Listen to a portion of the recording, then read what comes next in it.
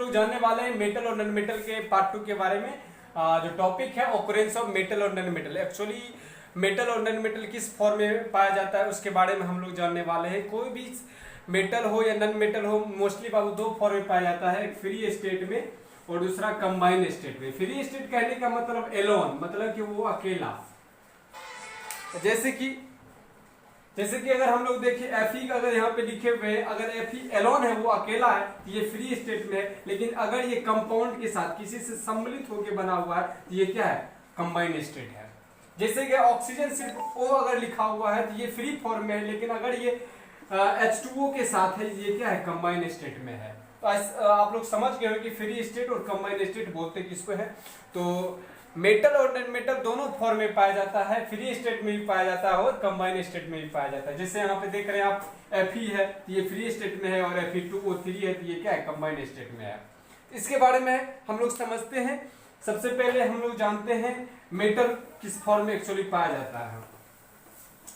Metal जो है बाबू वो मिनरल के फॉर्म में पाया जाता है, ओर्स के फॉर्म में पाया जाता है। और ये है क्या, हम लोग समझे थोड़ा कैसे पाया जाता है। ये एक्चुअली होता क्या है कि जब इस अर्थ सरफेस के नीचे कोई भी सब्सटेंस वो रॉक्स के फॉर्म में पाया जाता है। जब इस रॉक्स को तोड़ा जाता है, जब इस रॉक्स को ब्रेक डाउन किया जाता है तो इससे दो प्रकार का मिनरल निकलता है। एक है ZnO जिंक ऑक्साइड, एक क्या है Fe2O3। जब रॉक्स को तोड़े तो रॉक्स से तोड़ने के बाद दो तरह का मिनरल निकला, ZnO Fe2O3 क्या है, एक मिनरल है। अब जब इस मिनरल में मेटल का अमाउंट अगर ज्यादा रहा तो इससे क्या किया जाता है, इससे मेटल को निकाल लिया जाता है। जैसे Fe2O3 है, मिनरल है, और इस मिनरल में अगर मेटल का अमाउंट ज्यादा है इससे Fe निकाल लिया जाता है। तब यही मिनरल जो है बाबू ओर कहलाने लगता है, और यही ZnO क्या कहलाने लगेगा, ओर कहलाने लगेगा। कब, जब इस मिनरल से मेटल को निकाल लिया जाएगा तब। जब Fe2O3 है, जब इस Fe2O3 में Fe की मात्रा अगर ज्यादा रहता है इससे Fe निकाल लिया जाएगा, और यही तब Fe2O3 जो है ओर कहलाने लगेगा, यही मिनरल। आई थिंक आप लोग मिनरल और ओर समझ गए होंगे। ये अभी मिनरल है, ZnO क्या है, मिनरल है।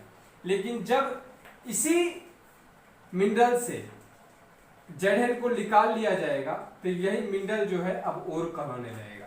अभी तक ये भी क्या है, मिनरल है, लेकिन जब इस मिनरल से बाबू Fe निकाल लिया जाएगा तो यही मिनरल अब क्या कहलाने लगेगा, ओर कहलाने लगेगा। आई थिंक आप लोग समझ गए हो कि मिनरल और ओर क्या है। दोनों एक ही चीज है, सिर्फ मेटल निकलने से देर है। अब हम लोग समझते हैं बाबू, डिफाइन करते हैं कि एक्चुअली है क्या मेटल, मिनरल और ओर। कैसे हम लोग डिफाइन कर सकते हैं, वन बाय वन करके देखते हैं। सबसे पहले हम लोग जानते हैं बाबू ओर है क्या। ओर बाबू समझिए, जैसे कि ओर है, ये ओर्स है, ओर्स जैसे FeS2 है। FeS2 का अगर FeS2 से Fe निकाल लिया जाता है तो यही क्या कहलाएगा, यही मिनरल। अभी तक ये मिनरल है, लेकिन जैसे इसे Fe निकाल लिया जाएगा यही ओर कहलाने लगेगा। जैसे फिर से हम लोग दूसरा एग्जांपल लेते हैं, CuS मिनरल है, जैसे इसे Cu निकाल लिया जाता है यही मिनरल ओर कहलाने लगेगा। आई थिंक आप लोग समझ गए होंगे। जैसे ZnO है, जिससे अगर ZN निकाल लिया जाता है तो यही अब क्या कहलाने लगेगा, ZnO ओर कहलाने लगेगा। मतलब मिनरल ही एक तरह से ओर होता है। तो हम लोग कैसे ओर को डिफाइन कर सकते हैं बाबू, देखिएगा। और the mineral from which metal can be extracted economically are called ore. उसी को हम लोग क्या बोलते हैं, ओर बोलते हैं। समझ गए होंगे। मिनरल, बाबू मिनरल बता रहे थे हम लोग, तो mineral the compound of the metal that occur in nature along with impurities are called mineral. उसको हम लोग क्या बोलते हैं, मिनरल बोलते हैं। और मिनरल यहाँ भी समझ गए, जैसे कि Fe2 हुआ, Fe2O3 और ZnS, ये सब क्या है, मिनरल है, और इसी के फॉर्म में मोस्टली मेटल इस अर्थ सरफेस के नीचे पाया जाता है।